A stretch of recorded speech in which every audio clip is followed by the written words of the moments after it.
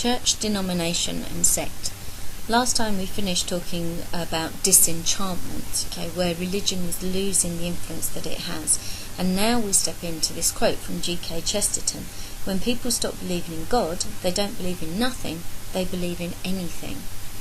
So this is what we have to consider. What do people actually believe in, and why do they believe in those things? If you watch something like The Life of Brian, you will see the ridicule that is put on people for just following anything purely because they want a leader, they want something to believe in, and they don't want to be the ones to be making the mistakes and coming forward with the decisions. So it's not only what people believe, but the form that belief takes that tells us much about the roles of religion in society. Hence, sociologists have constructed typologies of religious forms encompassing all religious organisations, small or large. Trosk.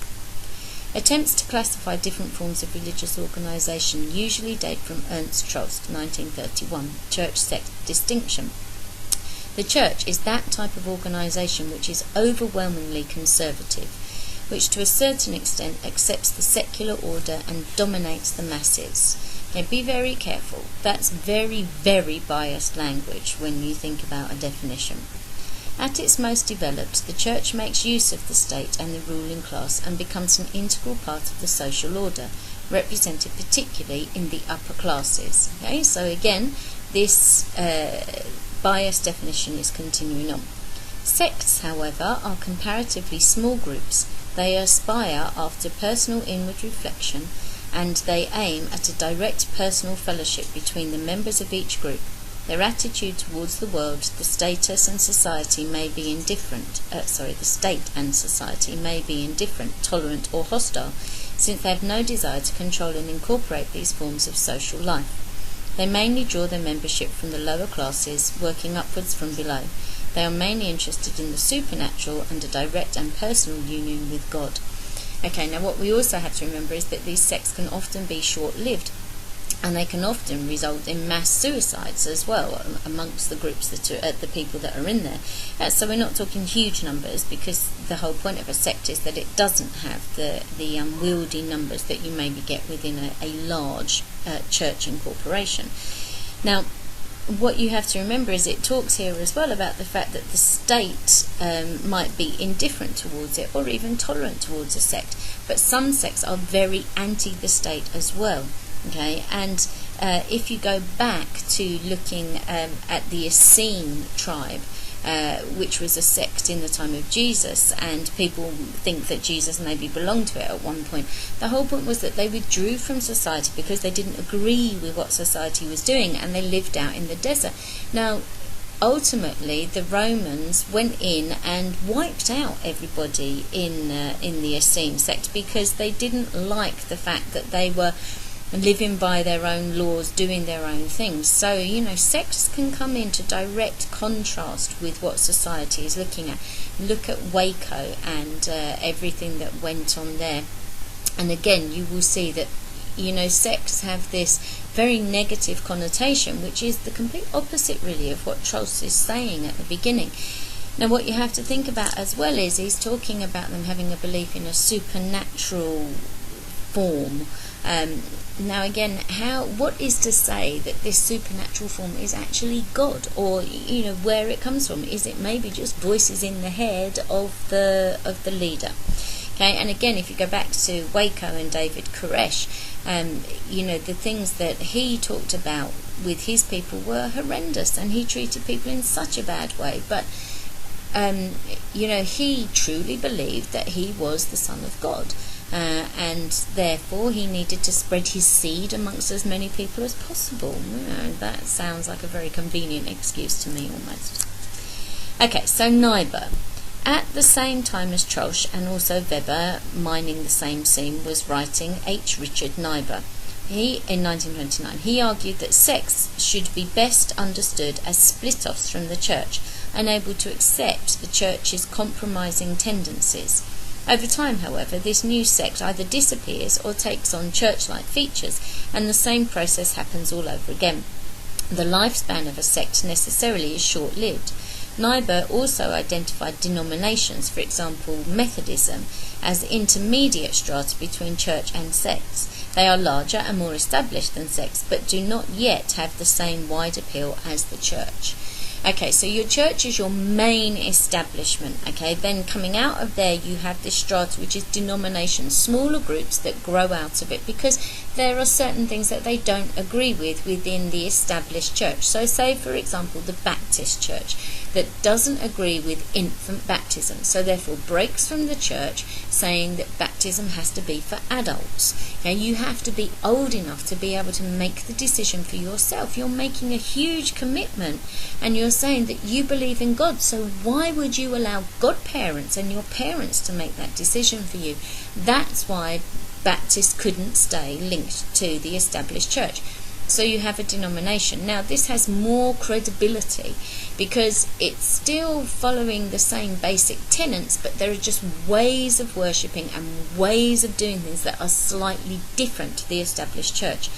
Then you have your sect coming after that. Now, this is much smaller and is a split off from the church. Okay, so Neibuhr gives it this sense of legitimacy that it still belongs to the church. Now, that sect either dies out or it starts to become like the thing it split away from. Yinger. John Yinger in 1957 further redefined this typology and defined 6 types: the universal church, the ecclesia, less successful than the church in incorporating sect tendencies; the class church or denomination, less successful than the ecclesia and limited by class, racial or regional boundaries; the established sect, the sect still unsure of its relationship with the world; and the cult, at the farthest extreme from the universal church. It is the nature and types of sects and cults that have been of most interest to sociologists. Okay, because the established church has its set ways and whatever else, but if you look at cults and sects, what that suggests is these are responding to the needs of society. So that's why sociologists have been more interested in looking at them. Okay, so Wilson. In developing these ideas, Brian Wilson, born in 1977, defined sects as ideological movements, having as their explicit and declared aim the maintenance and perhaps even the propagation of certain ideological positions. He identified 7 types. You can see that there's this theme here that they're trying to label what is going on within religion in society. Okay, so conversionists, concerned to change the self or gain salvation, as with the early Methodists and the Salvation Army.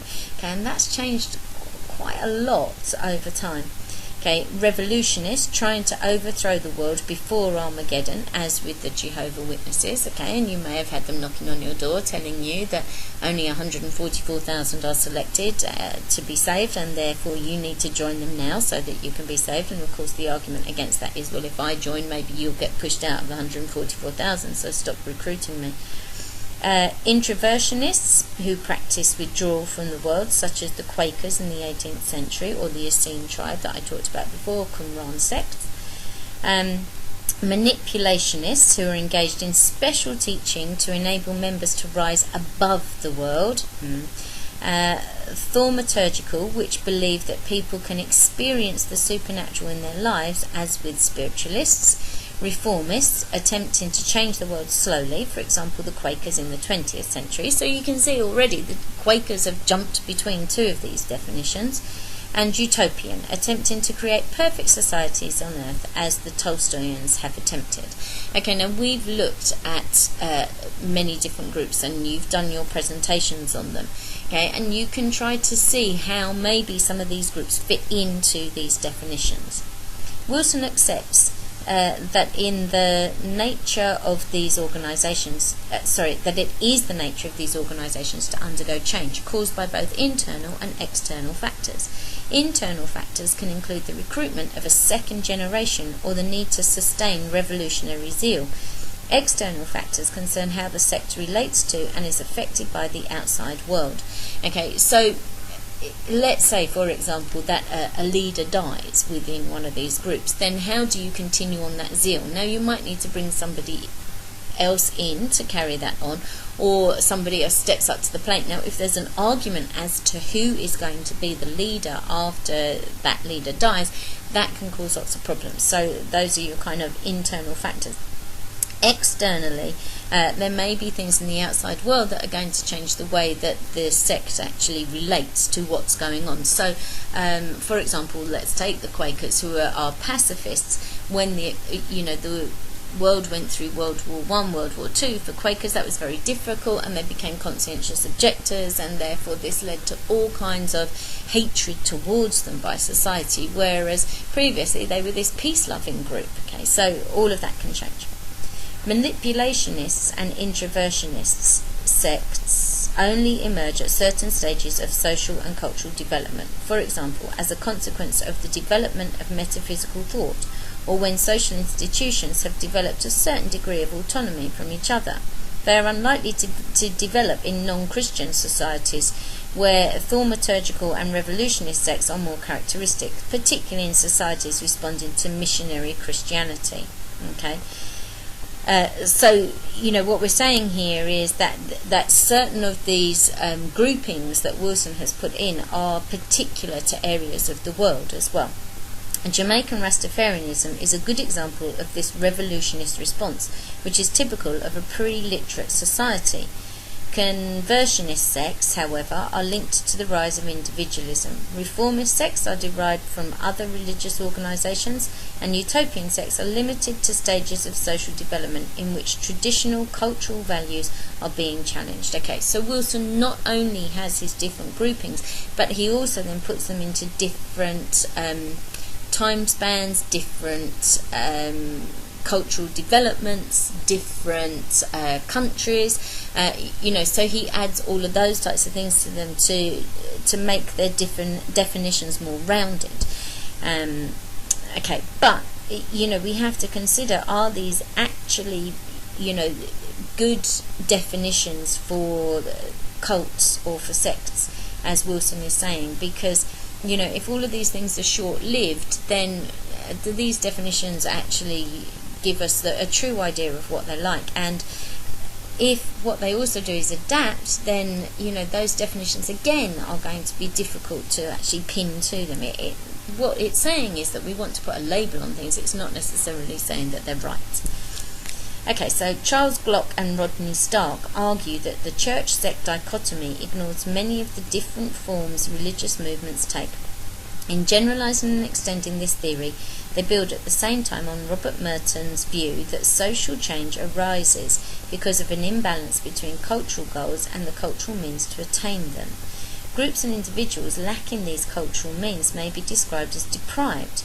Deprivation, then, is any or all of the ways that an individual or group may be or feel disadvantaged in comparison either to other individuals or groups to an internalised set of standards. Okay, so Glock and Stark are saying, well, hold on, there's got to be more to this need for church and sect. Why does a sect come out of it, of the church? Because the church isn't providing what people want. So this is the deprivation that people are feeling, and the sect is the thing that provides that feeling of need that these people have.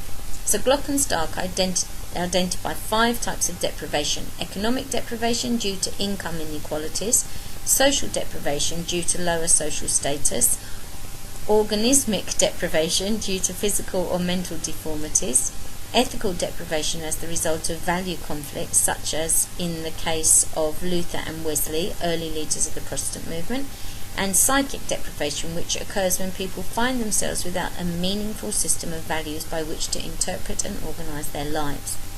The experience of this deprivation leads to change, which may or may not take a religious form. If it does, then the religion may only attempt to compensate for rather than attempt to conquer such deprivation, except organismic and psychic deprivation. The form that new religious movements take and their chances for survival depend on the type of deprivation that spurred their formation, as shown in table 7.1. Okay, so you see here then economic tends to go with a sect, which success expectation is extinction or transformation. Okay, so it's not going to hang around. Once a person becomes more economically stable, then they will move out of that group. Maybe somebody has to take on responsibilities. So whilst you're younger, it might seem attractive to belong to this sect, but as you get older, you maybe want to marry and have children and a house and a job and whatever else. So therefore you move away from that group that was appealing to you when you were younger. Social, we tend to have the church coming in, which will retain its original form, and this is, going back to Durkheim's sense of anime, that you want to belong to something, so therefore this gives you that sense of belonging. Organismic and ethical, organismic is the healing movement, and again, this is this idea that people join something because they want to believe that what has happened to them can be overcome by some supernatural being intervening. Okay, so it becomes cult-like, or it's destroyed by medical discoveries, because medicine says actually we can cure this now. You don't need God to help you to do these things. Ethical is a reform movement. It has early extinction due to success. If those reforms happen, then it doesn't need to exist anymore. Or you may get opposition to it, which blows it out again, or it may become irrelevant because that ethical issue no longer exists. Okay, so things like conscientious objectors, those types of things. Psychic is more of a cult. It has total success resulting in extinction through transformation or failure due to extreme opposition. Okay, so the success will be the transformation that it goes through, okay, the way that it changes and adapts to being more church-like, if you like. Failure will be due to extreme opposition, and unfortunately often what happens in cults is that they actually wipe themselves out, so that maybe is seen as the ultimate failure that a sect or a cult can actually have.